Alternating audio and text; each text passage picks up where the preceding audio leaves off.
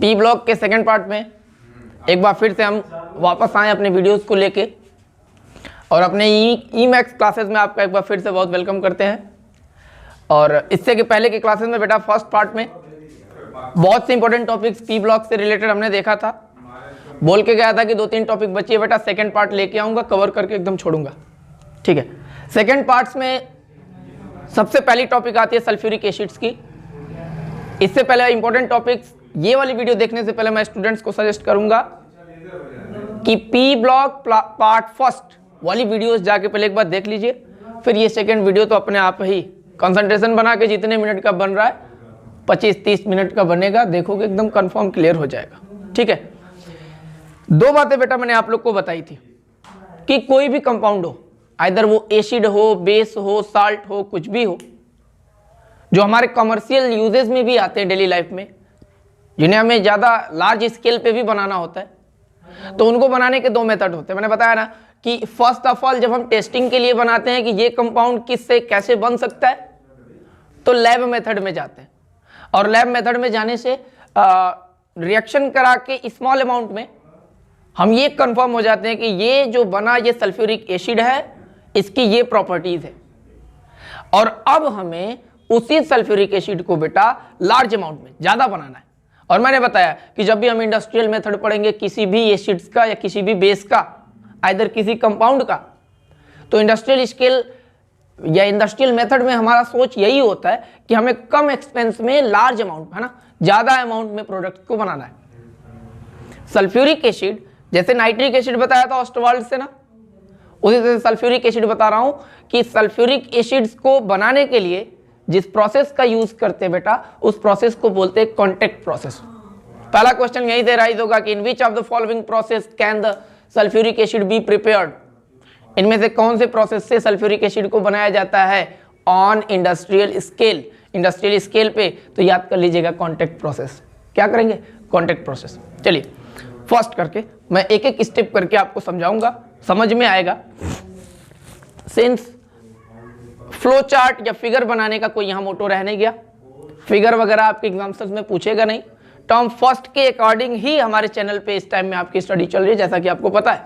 अच्छा, तो फिगर वगैरह को तो मैं बनाया नहीं हूँ बेटा, लेकिन जितने चैम्बर्स का यूज होता है ना, उन चैम्बर्स को लिख के रिएक्शंस को समझाऊंगा। कंफर्म है कि समझ जाओगे, फिगर तुम खुद ही दिमाग में क्रिएट कर लोगे, तुम्हारे माइंड में क्रिएट हो जाएगा कि फिगर ऐसा बन रहा होगा, ये प्रोसेस हो रहा होगा। ठीक है, अच्छा चलो, सल्फ्यूरिक एसिड जिसको हम कॉन्टैक्ट प्रोसेस से पढ़ेंगे बेटा, फॉर्मूला इसका होता है H2SO4। ये तो हर लड़का जानता है, हर लड़का जानता है। इसी को बोलते हैं king of chemical, king of chemical. Sulphuric acid का जो दूसरा नाम है, इसी को क्या बोलते हो? King of chemical. केमिकल्स का किंग है ये। और दूसरा इसको बोलते हैं oil of vitriol, oil of वाइट्रॉल।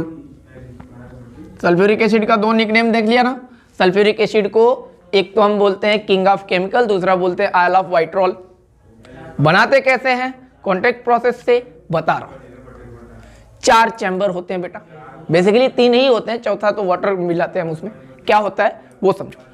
पहला चैम्बर लड़के देखते हैं तो कन्वर्टर होता है बेटा। कन्वर्टर वाले चैम्बर में अलग अलग से ऐसे 2 ट्यूब बने होते हैं, ठीक है, और इन्हीं ट्यूब में ये ऐसे होता है। इसी चैम्बर को आप बोलते हो कि सर ये कन्वर्टर है। ये क्या है? कन्वर्टर। और अलग अलग ट्यूब से, एक से सल्फर, एक से ऑक्सीजन। याद करिएगा, pure and dry sulphur and oxygen be passed into the converter chamber from the separate tubes. अलग अलग ट्यूब से सल्फर और ऑक्सीजन को कन्वर्टर वाले चैम्बर में भेजते हैं, जहां पर प्लेटिनम गेज, है ना, प्लेटिनम की जाली लगी होती है जो कि बहुत हॉट होती है, टेम्परेचर उसका हाई होता है। ठीक, सल्फर ऑक्सीजन से जाके मुलाकात करता है कौन से चैम्बर में? कन्वर्टर में बदल जाता है सल्फर डाइऑक्साइड। नाम इसका सभी लोग को क्लियर है कि सर इसका नाम होता है सल्फर डाइऑक्साइड, मैंने नाम नहीं लिख रखा है। ठीक है, अब ये सल्फर डाइऑक्साइड कन्वर्टर चैम्बर में बन गया, वहां से धीरे से पास होके जाता है कौन से चैम्बर में? ऑक्सीडेशन चैम्बर में। नाम ऑक्सीडेशन आता है तो दिमाग में आ जाता है कि ऑक्सीजन का प्रेजेंस तो होगा ही ना, एडिशन ऑफ ऑक्सीजन ऑक्सीडेशन कहलाता है। तो ऑक्सीडेशन चैम्बर में ऑक्सीजन तो होगा ही, ठीक है। जो सल्फर डाइऑक्साइड बेटा पहले कन्वर्टर में बन गया था, और वही सल्फर डाइऑक्साइड जा रहा है ऑक्सीडेशन चैम्बर में, जहां उसकी मुलाकात होती है ऑक्सीजन से, और फिर ये ऑक्सीजन से रिएक्ट करके फर्दर फाइंड ये फॉर्म करता है क्या, सल्फर ट्राइऑक्साइड, सल्फर ट्राइऑक्साइड, ठीक है ना। सल्फर ट्राइऑक्साइड क्वेश्चन बनेगा कि कॉन्टैक्ट प्रोसेस में सल्फ्यूरिक एसिड बनाने के लिए सल्फर ट्राइऑक्साइड किस चैम्बर में बनता है, तो ऑक्सीडेशन चैम्बर में बनता है। किस चैम्बर में बनता है, ऑक्सीडेशन चैम्बर में बनता है। अगली बात आती है, ऑक्सीडेशन चैम्बर से सल्फर ट्राइऑक्साइड धीरे से पास किया, पहुंच गया एडजॉर्प्शन चैम्बर में। कहाँ पहुंचा, एडजॉर्प्शन चैम्बर में। एडजॉर्प्शन चैम्बर में मैंने बताया था, याद करो पिछली वीडियो में जाके देखोगे ना, तो जब नाइट्रिक एसिड बताया था तो बताया था कि वहाँ पे वाटर स्प्रिंकल होते हैं, वाटर प्रूफ स्टोन लगे होते, वो स्टोन के जरिए वाटर धीरे धीरे रिसाव करके आके सरफेस पे लग जाते थे। और यहाँ पे एडजॉर्प्शन चैम्बर में जब सल्फ्यूरिक एसिड बनाने जाओगे तो याद करो कि सल्फर ट्राइऑक्साइड जाएगा एडजॉर्प्शन चैम्बर में, और एडजॉर्प्शन चैम्बर में ऊपर से छिड़काव हो रहा है H2SO4 का। कंफ्यूजन आ गई कि सर इसी H2SO4 को तो बनाने चले थे, पहले ये कहाँ से गया। तो बेटा एक बात मेरी याद कर लीजिएगा, रटिएगा इस बात को, मैं पढ़ा रहा हूँ आपको कॉन्ट्रैक्ट प्रोसेस जो कि इंडस्ट्रियल मेथड है। मैंने बताया इंडस्ट्रियल मेथड से जो भी बनाना होता है उसे हम तभी बनाते जब वो लैब मेथड में बन चुका होता है। तो लेबोरेटरी से सल्फ्यूरिक एसिड थोड़ा सा ले लिया ना, लेबोरेटरी से ये जो सल्फ्यूरिक एसिड मैं यूज कर रहा हूँ स्मॉल अमाउंट में बना लिया था मैं, ठीक है। सल्फर ट्राइऑक्साइड गया लेबोरेटरी से, जो बनाया गया H2SO4 था उसे एडजॉर्प्शन चैम्बर में छोड़ दिया, छिड़काव कर रहा हूँ, तुरंत ये सल्फर ट्राइऑक्साइड इस सल्फ्यूरिक एसिड से रिएक्शन किया। और देखो ना, यहाँ H2 था तो H2, सल्फर एक यहाँ और एक यहाँ सल्फर तो S2, ऑक्सीजन यहाँ 4 और यहाँ 3 तो 4 3 7 O7। रिएक्शन एडिशन की है, बहुत इजी है। H2S2O7 याद करना, इसी को बोलते हो ओलियम। क्या बोलते हो, ओलियम। कन्वर्टर में सल्फर ऑक्सीजन मिलकर सल्फर डाइऑक्साइड ऑक्सीडेशन चैम्बर में गया, ऑक्सीजन से मिला सल्फर ट्राइऑक्साइड। सल्फर ट्राइऑक्साइड आया जब एडजॉर्प्शन चैम्बर में तो मिला H2SO4 से, बनाया H2SO7 जिसका नाम होता है ओलियम। रट लो इस ओलियम के फार्मूले में, ओलियम का फार्मूला भी बन सकता है आपके लिए। ओलियम क्या होता है, तो oleum is the raw material of sulphuric acid. अगर आपने ओलियम आपको मिल गया कहीं से, तो इस ओलियम से आप H2SO4 बहुत ही इजीली पा सकते हो। कैसे पा रहे हो, वो स्टेप नंबर 4 में आपका क्लियर हो गया। कैसे होगा दिखा रहा हूं मैं। सल्फर ट्राइऑक्साइड सल्फ्यूरिक एसिड से जब मिला तो ओलियम बना लिया। अब ये ओलियम ये सेमी सॉलिड फॉर्म का होता है ना, वैक्स टाइप का होता है, और ये जब नीचे आता है एडजॉर्प्शन चैम्बर से नीचे आया तो वाटर को हमने पास कराया। लास्ट स्टेप यही है बेटा, मैंने लिख रखा है कि रिएक्शन विद वाटर, जो ओलियम आपका बन रखा है इसी ओलियम की रिएक्शन हुई किससे, यही तो ओलियम था, इसी ओलियम की रिएक्शन मैंने करा दिया वाटर से। याद करिएगा H2SO4 बना, कितने मोल बना भैया, तो 2 मोल बना। कितने मोल बना, 2 मोल। यहाँ पे H2SO4 इस्तेमाल कितना मोल किया था भैया, 1 मोल। H2SO4 लिया था 1 मोल, और प्रोडक्ट में जो H2SO4 बना कितना मोल, 2 मोल। कंफर्म हो गई ना बात। थोड़ा सा सल्फ्यूरिक एसिड लिया और ज़्यादा सल्फ्यूरिक एसिड मिल गया। यही इंडस्ट्रियल प्रोसेस है, यही इंडस्ट्रियल मेथड है। 4 मेथड में सल्फ्यूरिक एसिड का फॉर्मेशन हो गया, खत्म। ऐसे उंगली पे काउंट कर लो। पहला कन्वर्टर में जाएगा, सल्फर ऑक्सीजन से मिलेगा सल्फर डाइऑक्साइड। ऑक्सीडेशन चैम्बर में जाएगा, सल्फर डाइऑक्साइड ऑक्सीजन से मिलेगा सल्फर ट्राइऑक्साइड। उसके तुरंत बाद जाएगा एडजॉर्प्शन चैम्बर में, और एडजॉर्प्शन में जाने के बाद सल्फर ट्राइऑक्साइड की मुलाकात होगी सल्फ्यूरिक एसिड से, तुरंत बनाएगा H2S2O7 जिसको आप बोलते हो ओलियम। ओलियम थोड़ा सा पाइप से नीचे आएगा, वाटर फ्लो कराएंगे, ओलियम की मुलाकात होगी वाटर से, और जैसे ही ओलियम वाटर से रिएक्शन करता है बेटा वैसे बनाता है सल्फ्यूरिक एसिड। कितने मोल बनाता है, तो 2 मोल। और याद कर लेना कि कॉन्टैक्ट प्रोसेस से सल्फ्यूरिक एसिड का जो फॉर्मेशन होता है वो 96 से 98% तक होता है। कॉन्टैक्ट प्रोसेस से सल्फ्यूरिक एसिड का जो फॉर्मेशन होता है वो कितने परसेंट तक होता है, तो 96 से 98% तक ये बनता है। ये तो हो गई आपकी बात। आयल ऑफ पेट्रोल को कैसे बनाते हैं, किंग ऑफ केमिकल को कैसे बनाते हैं, या सल्फ्यूरिक एसिड को कैसे बनाते हैं, तीनों एक ही का नाम था। कॉन्टैक्ट प्रोसेस से कैसे बनाते हैं आपने देख लिया, ठीक है। कुछ बातें इसके बारे में जानते रहो। प्रॉपर्टीज क्या है इनकी भैया, सबसे पहली इनकी प्रॉपर्टी है बेटा कि ये कलरलेस होते हैं। It is a colourless, oily होते हैं, है ना, चिपचिपा होते हैं, कलरलेस होते हैं, ऑयली होते हैं और डेंस लिक्विड होते हैं। डेंस लिक्विड मतलब डेंस लिक्विड रेयर लिक्विड नहीं समझता, डेंस लिक्विड मतलब इसकी डेंसिटी हाई होती है, इनकी डेंसिटी हाई होती है। ठीक है, सेकेंड पॉइंट मैं बोलूं कि it is a dibasic acid. You know what is the basicity of acid? किसी एसिड की बेसिसिटी क्या होती है? तो सभी लड़के जानते हैं, नहीं जानते तो सुन लें कि as we know when acid react with water it releases hydrogen ion. जब एसिड को हम पानी में घोलेंगे बेटा हाइड्रोजन आयन देता है, ये एसिड की डेफिनेशन है। अच्छा मेरी बात ध्यान से, कि कोई एसिड वाटर में डिसॉल्व होने पर जितना H+ देता है वही उस एसिड की बेसिसिटी कहलाती है। तो इसका मतलब तो ये हो गया कि H2SO4 को वाटर में डिसॉल्व करेंगे तो 2H+ देना चाहिए, तभी तो डायबेसिक। भाई एक H+ देगा एसिड तो मोनोबेसिक एसिड, 2H+ देगा तो डायाबेसिक, 3 देगा तो ट्राइबेसिक। हमने रिएक्शन में लिख रखा आपके लिए कि H2SO4 को वाटर से रिएक्शन कराने पर ये अपने आयनों में आयोनाइज होते हैं, सबको पता है। इसने दिया 2H+ और जब H+ दिया 1 तो मोनोबेसिक, 2 दिया तो इसी का यहाँ पे बेसिसिटी इसकी कितनी होगी? तो कहोगे सर इसकी बेसिसिटी तो 2 है। अब बेटा जब बेसिसिटी 2 है तो उसी को तो आप बोलते हो डायाबेसिक। ठीक है, फॉर इसकी property it is powerful dehydrating agent.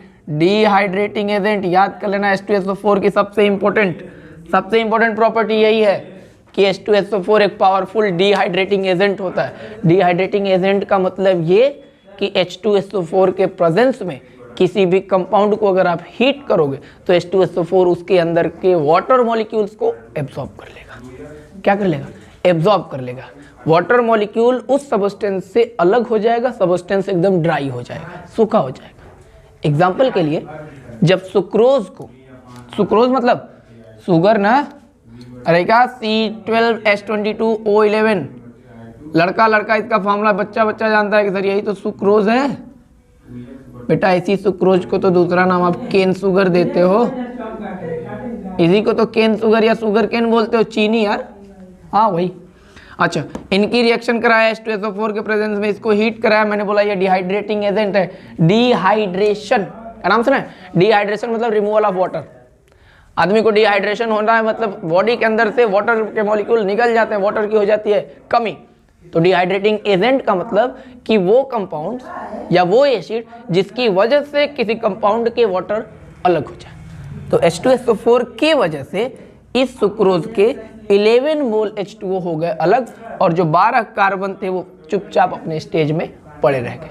याद कर लो खाली एक बात, H2SO4 के प्रेजेंस में किसी को हीट करोगे तो वाटर मॉलिक्यूल का रिमूवल होगा। इसी प्रोसेस को डिहाइड्रेटिंग एजेंट, ये इसकी प्रॉपर्टी होती है। ठीक है, बात आता है यूजेस का, क्या इनके यूज होते? तो जनरली ये इनका यूज किया जाता है manufacturing of chemical fertilizers. Chemical fertilizers में भी सल्फ्यूरिक एसिड का इस्तेमाल किया जाता है। दूसरी बात कि पेट्रोलियम के रिफाइनिंग में, जब कभी भी पेट्रोलियम की रिफाइनिंग होगी तो वहाँ पे यूज़ किए जाने वाला जो कोई एसिड होगा तो वो सल्फ्यूरिक एसिड होगा, किंग ऑफ केमिकल होगा, या ऑयल ऑफ वाइट्रॉल होगा। बातें चल रही है ना, सब समझ में आनी चाहिए बेटा, आनी चाहिए। लास्ट इसके यूज़ को मैंने लिखा कि इन डिटर्जेंट इंडस्ट्री, डिटर्जेंट इंडस्ट्री में डिटर्जेंट और सोप बनाने की जो इंडस्ट्री होती है उसमें भी सल्फ्यूरिक एसिड का इस्तेमाल किया जाता है। लास्ट, सल्फ्यूरिक एसिड क्या है, क्या क्या उसके नाम है, किस मेथड से बनाया जाता है देख लिए, क्या प्रॉपर्टीज क्या यूजेस वो भी देखा गया। बात आती है कि इनकी स्ट्रक्चर क्या होता है। तो सल्फ्यूरिक एसिड के स्ट्रक्चर में 2 OH ग्रुप आते हैं, इस बात को रट लो, पूछा जाता है। सल्फ्यूरिक एसिड के स्ट्रक्चर में कितने OH ग्रुप आते हैं? 2 OH ग्रुप आते हैं। एक तो रीजन ये भी होता है कि सर OH जहां मिलता है वही तो बेस होता है। बेस को वाटर में डिसॉल्व करने पर क्या मिलता है? सबको पता है कि अगर एसिड है उसको अगर वाटर में आप डिसॉल्व करेंगे तो H+ देगा या H3O+ देगा। हाइड्रोनियम आयन या हाइड्रोजन आयन देने वाले को एसिड बोलते थे। बेटा अगर बेस होता था और उसको अगर वाटर के साथ ट्रीट करता था तो वो OH- देता था। स्ट्रक्चर सल्फ्यूरिक एसिड का देखोगे तो कहोगे सर एक OH इधर है, एक OH इधर है। OH तो बेसिक होते हैं, 2 OH है तो इसलिए हम इसको डायाबेसिक बोलते हैं। मैं कहा बोल लो ना, अरे बोल लो इसको डायाबेसिक, चाहे स्ट्रक्चर से देख के डायाबेसिक बोलो या फिर ये मेरा कॉन्सेप्ट याद कर लो कि एसिड को वाटर में डिसॉल्व करने पर जितना H+ देगा वही उसकी बेसिसिटी होती है। सल्फ्यूरिक एसिड को वाटर में किया 2H+, डायबेसिक खिला गया। स्ट्रक्चर इसका याद कर लीजिएगा, सल्फर से डबल बॉन्डेड 2 ऑक्सीजन, एक OH और एक OH, 2 OH होंगे, 2 ऑक्सीजन होंगे, ऑक्सीजन डबल बॉन्डेड होंगे और OH सिंगल बॉन्डेड होंगे। सल्फ्यूरिक एसिड के बारे में अगर इतना पढ़ के जाओगे तो इससे एक्स्ट्रा क्वेश्चंस नहीं मिलेंगे आपको। इंटर हैलोजन कंपाउंड्स की बात कर रहे थे बेटा। सल्फ्यूरिक एसिड कॉन्टैक्ट प्रोसेस देखने के बाद इंटर हैलोजन कंपाउंड आता है जिनके स्ट्रक्चर से क्वेश्चन बनते हैं। बहुत इंपॉर्टेंट बात है, इंटर हैलोजन नाम से क्लियर हो रहा है। हैलोजन नाम सुना था ना कभी? वही तो सुनाया था। हैलोजन्स ग्रुप क्या होते हैं? तो ग्रुप 17th पीरियोडिक टेबल में पी ब्लॉक में 17th ग्रुप के एलिमेंट्स को हैलोजन बोलते हो। उन हैलोजन ग्रुप में फ्लोरीन, क्लोरीन, ब्रोमीन, आयोडीन, एस्टास्टाइन, ये 5 एलिमेंट होते हैं।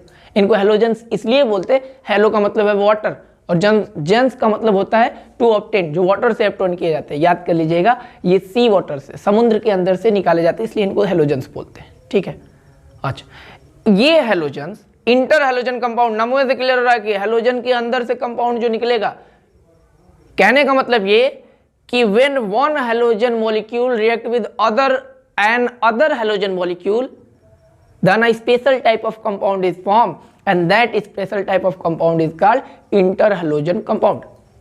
एक हैलोजन का कोई मॉलिक्यूल दूसरे हैलोजन के मॉलिक्यूल से रिएक्शन करके जो कंपाउंड बनाएगा उसी को इंटरहैलोजन कंपाउंड कहते हैं। इस बात को रट लीजिए आप। इंटरहैलोजन कंपाउंड्स क्या? हैलोजन्स का एक मॉलिक्यूल दूसरे मॉलिक्यूल से रिएक्शन करके 2 हैलोजन्स के मॉलिक्यूल का एक कंपाउंड बनेगा जिसको आप इंटरहैलोजन कंपाउंड बोलते हो।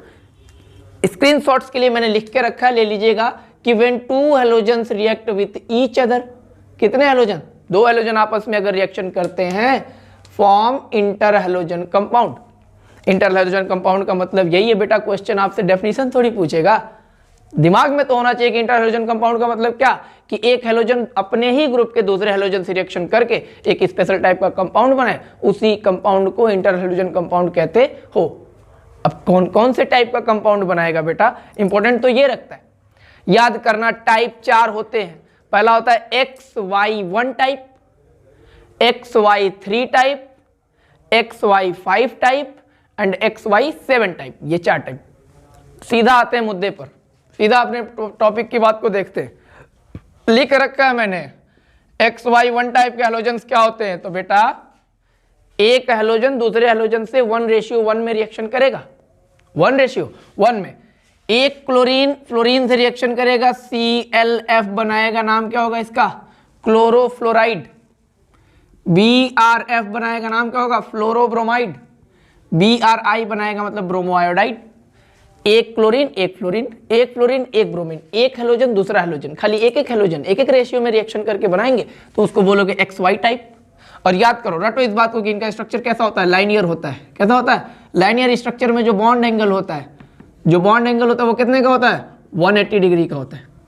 आओ ना सीधे इसके स्ट्रक्चर को ही यहाँ देख लेते हैं। देखो मैंने यहाँ बना रखा है,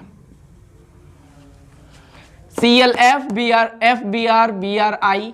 ये जो X1 टाइप के थे उनके स्ट्रक्चर को मैंने लीनियर लिखा था। तो बेटा लीनियर स्ट्रक्चर में क्या, एक Cl एक फ्लोरीन से रिएक्शन करेगा, इनके बीच के बॉन्ड एंगल जो बनेगा वो कितने डिग्री का बनेगा? 180 डिग्री का बनेगा। 180 डिग्री का बॉन्ड एंगल बन रहा है तो लाइनियर। छोड़ो ना, 180 डिग्री नहीं समझ में आता तो सिंपल बोलो, एक प्लेन पे एकदम सीधी लाइन में बनते हैं, इसलिए इनको लीनियर स्ट्रक्चर बोलते हैं। क्वेश्चन यहाँ से बन सकता है कि इंटरहैलोजन कंपाउंड में XY1 टाइप के जितने भी इंटरहैलोजन कंपाउंड्स होते हैं उनका स्ट्रक्चर किस शेप का होता है? तो लीनियर होता है। कितना होता है? लीनियर। उनके बीच का बॉन्ड एंगल कितना होता है? 180 डिग्री होता है। सेकेंड पॉइंट बेटा, जो सेकेंड टाइप आता है वो आता है XY3 टाइप। एक हैलोजन X और वो दूसरा हैलोजन Y। ये X और Y, XY जो आ रहा है उसमें कंफ्यूज नहीं, X और Y दोनों हैलोजन ही है ना, दोनों हैलोजन है, दोनों हैलोजन ही है। एक हैलोजन दूसरे हैलोजन से अब रिएक्शन करेगा तो उनका रेशियो बदलेगा। यहाँ पे 1:1 में कर रहे थे, यहाँ पे 1:3 में करेंगे। Example ClF3, FBr3। देखो ना, Cl का यहाँ एक है लेकिन फ्लोरीन कितने हैं? 3 है। यहाँ एक फ्लोरीन 3 ब्रोमीन से कर रहा है, एक आयोडीन 3 ब्रोमीन से जुड़ा है, तो XY3 टाइप के हो गए ना। हाँ, याद यही करना है कि XY3 टाइप के इंटर हैलोजन का जो स्ट्रक्चर होता है बेटा वो टी शेप का होता है। अरे यही जो टी ऐसे बना दो तो इसको टी नहीं बोलोगे? अरे बोलोगे ना, ऐसे बनाओ, ऐसे बनाओ, ऐसे बनाओ, जैसे भी बनाओगे स्ट्रक्चर इसका टी शेप का होता है। तुरंत इसके टी शेप के स्ट्रक्चर को देखते हैं, मैंने दूसरे पॉइंट में बना रखा है कि टी शेप का स्ट्रक्चर कुछ ऐसा होता है। पहला था ClF3, 1 क्लोरीन 3 फ्लोरीन, मैंने यहाँ बनाया Cl F कितना 1 2 3। बोलोगे सर टी शेप कैसे बना? तो बेटा देखो ना, ये टी नहीं बन गया? अरे टी शेप बन गया, ठीक है। XY3 टाइप के जितने इंटर हैलोजन कंपाउंड्स होते हैं सबका जो स्ट्रक्चर होता है वो टी शेप का होता है। लड़के देख सकते हैं कि सर ये टी शेप तो बन गया ना। अच्छा, XY5 टाइप की बात करते हैं। XY5 टाइप में क्या होगा कि एक हैलोजन Cl है, लेकिन फ्लोरीन जो जुड़ा वो कितने बार जुड़ा? 5 बार। इनमें जुड़ने का जो रेशियो हैलोजन का पूछेगा तो क्या बोलेगा? 1:5। 1:5 में अगर हैलोजन आपस में रिएक्शन करके बनाएंगे तो उसको XY5 type inter halogen molecule कहते हैं। इनका स्ट्रक्चर स्क्वायर पिरामिडल होता है। इनका स्ट्रक्चर कैसा होता है? स्क्वायर पिरामिडल होता है, ये याद करने वाली बात। और इनके स्ट्रक्चर को तुरंत यहाँ 3 नंबर में देखेंगे हम। स्क्वायर, ठीक है, मैंने स्क्वायर बना लिया। पिरामिडल क्या होता है वो समझा रहा हूँ, देखो ध्यान से। 1 क्लोरीन फ्लोरीन जुड़े 5 तो बेटा, बीच में क्लोरीन बनाया 1 2 3 4। स्क्वायर के चारों कॉर्नर से 4 क्लोरीन फ्लोरीन को जोड़ लिया। एक फ्लोरीन इस क्लोरीन के सीधा बाहर, बोर्ड से एकदम बाहर की डायरेक्शन में है, जो कि बनाना इम्पॉसिबल है, मैंने इसलिए इसको नीचे लिख दिया। और यही जो नीचे लिखा है ये प्लेन से बाहर है। अब चाहे बाहर की ओर ले लो चाहे इसके अंदर की तरफ ले लो। अब इसको प्लेन के बाहर निकाल के चारों कॉर्नर के फ्लोरीन को लाके यहाँ से जोड़ोगे ना, अरे इसको लाके इस कॉर्नर से, इसको इस कॉर्नर से, इस वाले को इसके कॉर्नर से, इसको इस कॉर्नर से, ऐसा स्ट्रक्चर जो बनता है वो बनता है पिरामिडल। और इनका बेस कैसा है? स्क्वायर है। स्ट्रक्चर टोटल होगा स्क्वायर पिरामिडल, समझ में आएगा? ठीक है। XY5 type inter halogen compounds का जो स्ट्रक्चर होता है वो होता है स्क्वायर पिरामिडल। छोड़ दें यहाँ तक, आगे की बात। XY7 टाइप जो कि लास्ट आता है बेटा, और याद करिएगा XY7 type inter halogen molecule में सिर्फ एक ही कंपाउंड नोन है जिसका नाम है IF7। यही पूछता है कि XY7 टाइप का इंटर हैलोजन कंपाउंड का जो एग्जाम्पल है वो इनमें से है। खोजिएगा IF7 कहाँ दिखता है, IF7 कहाँ दिखता है, उसी को मार के आइएगा। स्ट्रक्चर जो इसका होता है पेंटागोनल बाई पिरामिडल होता है। पिरामिडल क्या होता है मैंने बच्चे को बता दिया, पेंटागोनल है पिरामिड, प्लेन से बाहर होगा, जितने कॉर्नर होंगे सबको प्लेन पे लाके जोड़ेंगे। अरे ये प्लेन से बाहर है, जितने कॉर्नर है इससे लाके जोड़ दो, ये पिरामिड। बाई पिरामिड का मतलब प्लेन से आगे की तरफ भी होगा और पीछे की तरफ भी होगा, 2 पिरामिड बनेगा। अब बेस अगर पेंटागोनल है तो पेंटागोनल बाई पिरामिडल। स्ट्रक्चर देख लेते हैं, चलो। हमने कहा कि IF7 है, लड़के ने कहा ठीक है, मैंने बनाया बेटा एक पेंटागन बना दिया। देखो नहीं, आपके लिए ही मैंने पेंटागन बनाया। पेंटागन मतलब जिनमें 5 साइड हो। कितनी साइड हो? 5 साइड। और पांचों साइड पे 1 2 3 4 5 फ्लोरीन जोड़ दिया। 7 फ्लोरीन जोड़ना याद किए रहना। एक फ्लोरीन प्लेन के बाहर होगा बेटा ऐसे, और दूसरा फ्लोरीन ठीक इसी के अपोजिट डायरेक्शन में प्लेन के अंदर होगा। 7 हो गए। बाई पिरामिडल वाला कॉन्सेप्ट समझो। एक प्लेन से जो बाहर मैंने निकाला उसको तो यहां रख लिया। अब 5 कॉर्नर से लाके इनको जोड़ते हैं तो एक पिरामिड तो बाहर की तरफ बन गया। अरे बन गया ना। और एक जो बॉन्ड फ्लोरीन का प्लेन के अंदर है वहां पे भी 5 को जोड़ोगे तो एक पिरामिड अंदर की तरफ बनेगा। टोटल पिरामिड कितने? 2। Bi pyramidal. बेस इसका कैसा? पेंटागोनल। स्ट्रक्चर कैसा? Pentagonal bi pyramidal. बस, इससे ज्यादा नहीं पढ़ते। इससे ज्यादा पढ़ोगे तो बेकार है। एक इंटर हैलोजन कंपाउंड क्या? हैलोजन हैलोजन आपस में रिएक्शन करेंगे। इंटर हैलोजन कितने टाइप के? XY1 XY3 XY5 XY7। XY7 का एक एग्जांपल IF7। XY किस स्ट्रक्चर का? लीनियर। XY3 किस स्ट्रक्चर का? T shape. XY5 किस शेप का? Square pyramidal. एंड IF7 किस शेप का? तो पेंटागोनल बाई पिरामिडल। स्क्रीनशॉट्स लेके रख लो, इंपॉर्टेंट चीजें आएगी एग्जाम में, लगा के आओगे बताओगे कि सर आया था। चैप्टर की जो लास्ट टॉपिक है, मैंने बोला था इनर्ट गैसेस के कुछ कंपाउंड्स को आपको दिखाऊंगा। इनर्ट गैसेस क्या होते हैं? तो पीरियोडिक टेबल के long form of periodic table में पी ब्लॉक का सबसे लास्ट ग्रुप नंबर 18 में जितने भी एलिमेंट रखे गए हैं सबको इनर्ट गैसेस बोलते हैं। इनर्ट गैसेस को नोबल गैस भी बोलते हैं, नोबल गैस को रेयर गैस भी बोलते हैं, है ना। इनर्ट गैसेज इनको इसलिए बोलते हैं क्योंकि ये किसी से रिएक्शन वगैरह नहीं करती, इनकी रिएक्टिविटी जीरो होती है। नोबल गैस भी बोलते हैं, रेयर गैस इसलिए बोलते हैं कि बहुत रेयर मिलती हैं, ज़्यादा मिलती नहीं है। अच्छा, इनकी रिएक्टिविटी क्यों नहीं होती? बिकॉज ये ऑक्टेट लॉ को फॉलो करते हैं। इनके लास्ट सेल में 8 इलेक्ट्रॉन्स फिल होते हैं एक्सेप्ट हीलियम। हीलियम के लास्ट सेल में 2 इलेक्ट्रॉन, जबकि बाकी जितने भी एलिमेंट्स इस ग्रुप में हैं, चाहे वो आर्गन हो, ज़ीनान हो, क्रिप्टॉन हो, रेडॉन हो, सबके लास्ट सेल में 8 इलेक्ट्रॉन्स होते हैं। तो जब बेटा ये इनर्ट होते हैं, जब ये इनर्ट है, किसी से रिएक्शन ही नहीं करते, तो क्या इनका कोई कंपाउंड पॉसिबल है? तो नहीं है।